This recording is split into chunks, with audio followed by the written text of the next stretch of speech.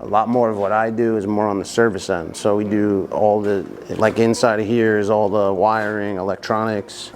And that's the biggest part of our business in reality. A full service company, but so like a lot of times it's internal stuff. So like you can see, like they had floods here over time, all the water, and then like the relays go bad. There's a lot of times electrical issues, or like any type of combustion engine, we have spark and ignition. So there's ignition here. So that's a very typical call for us. There's ignition problems, things like that. This is a little bit more, I wouldn't say out of the norm. We do them, we just don't do them every day.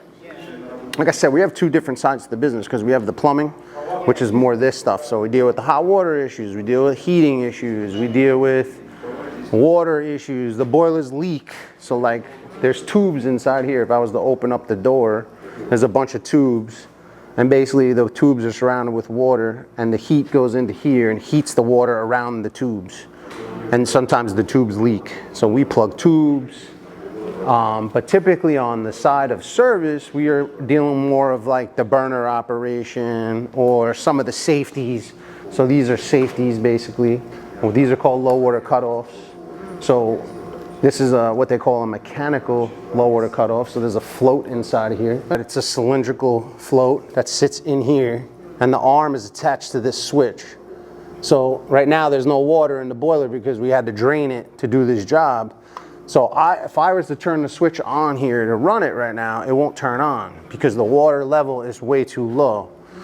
As I put water in, this is just a glass. So basically it's telling me how much water is in the boiler at any given time.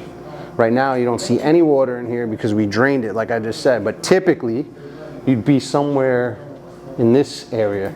Matter of fact, a lot of times we put this rubber here just as an indicator. You know, the supers check the building. Sometimes we give them some things to look at, some guidelines. This is also does the same job as this does, but this is what they call a manual reset.